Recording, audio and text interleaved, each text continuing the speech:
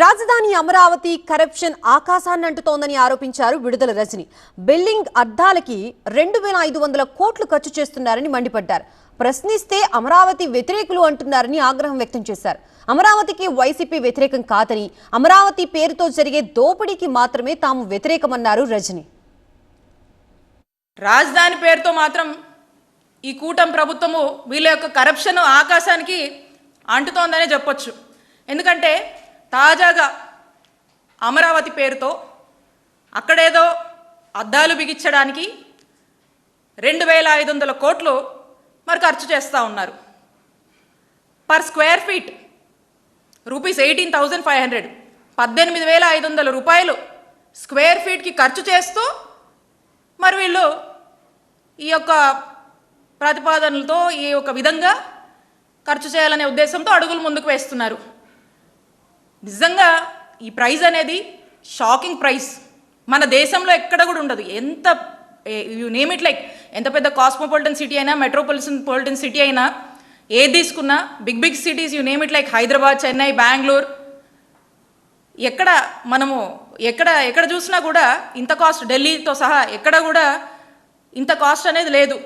ఏంటా అని దీన్ని ఎవరైనా ప్రశ్నిస్తే ఇంక అంతే, ఒకటే చెప్తారు. ఏమని?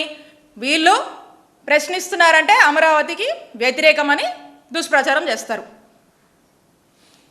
వైఎస్ఆర్ కాంగ్రెస్ పార్టీ స్టాండ్ ఒకటే, మేము అమరావతికి వ్యతిరేకం కాదు. మేము అమరావతి పేరుతో మీరు ఏదైతే ఒక స్కామ్కి పాల్పడుతున్నారో ఆ దోపిడీకి మేము వ్యతిరేకమని పలుసార్లు మా నాయకుడు జగన్మోహన్ రెడ్డి గారు స్పష్టం చేశారు. ఏపీ కూటమి ప్రభుత్వంపై మాజీ మంత్రి విడుదల రజని విమర్శలు గుప్పించారు. ప్రతి నెల 1వ తేదీ రాగానే ఒక కొత్త స్కీమ్ సిద్ధం చేసుకోవడం తప్ప ఈ 2 ఏళ్లలో ఏం చేశారని ప్రశ్నించారు. కూటమి అధికారంలోకి వచ్చాక ఒక్క కొత్త పెన్షన్ ఇవ్వలేదని, పైగా 6 లక్షల పెన్షన్స్ కట్ చేశారని ఆరోపించారు. అప్పులు తెచ్చిన డబ్బులు ఏం చేస్తున్నారని ప్రశ్నించారు విడుదల రజని.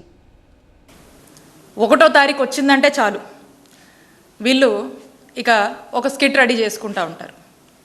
మరి ఈ స్కిట్కి సపోర్టివ్గా ఏదో ఒక గ్రామం సెలెక్ట్ చేసుకుంటారు, అక్కడ సెట్టింగ్స్ వేస్తారు, ఇక అక్కడ పెన్షన్లు ఇస్తున్నట్టు ఫోటోషూట్లు చేసుకొని మరి వాళ్ళ ఏవైతే మీడియా ప్లాట్ఫామ్స్ ఉన్నాయో దాని ద్వారా ఇష్టం వచ్చినట్టుగా కూడా మరి చంద్రబాబు నాయుడు గారిని వీరుడు, సూర్యుడు, ఆయన అపర దానకర్ణుడు అని చెప్పి ఇష్టం వచ్చినన్ని ఎలివేషన్లు, ప్రొజెక్షన్లు ఇస్తూనే వస్తున్నారు. ఇవన్నీ కూడా ఈ 2 సంవత్సరాలుగా కంటిన్యూస్గా కూడా మనమంతా కూడా చూస్తూ ఉన్నాము.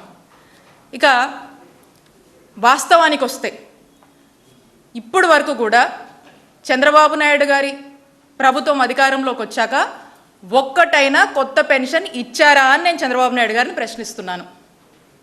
దీనికి మీరు సమాధానం చెప్పండి. మా నాయకుడు జగన్మోహన్ రెడ్డి గారు మా జగనన్న ప్రభుత్వంలో 66,35,000 పెన్షన్లు సుమారుగా మేము ఇచ్చాం. మేము గర్వంగా చెప్పుకుంటాం ఇది. మీరు ఇందులో ఈ 66,30,000 పెన్షన్స్లో మైనస్ 6 లక్షలు చేశారు. అంటే 6 లక్షల పెన్షన్స్ కట్టు. పైగా ఈ 2 సంవత్సరాల్లో ఒక్క కొత్త పెన్షన్ కూడా ఇవ్వలేదు. ఇది ఈ రోజున పెన్షన్స్ విషయంలో కూటమి ప్రభుత్వము మరి వెళ్తున్నటువంటి తీరు.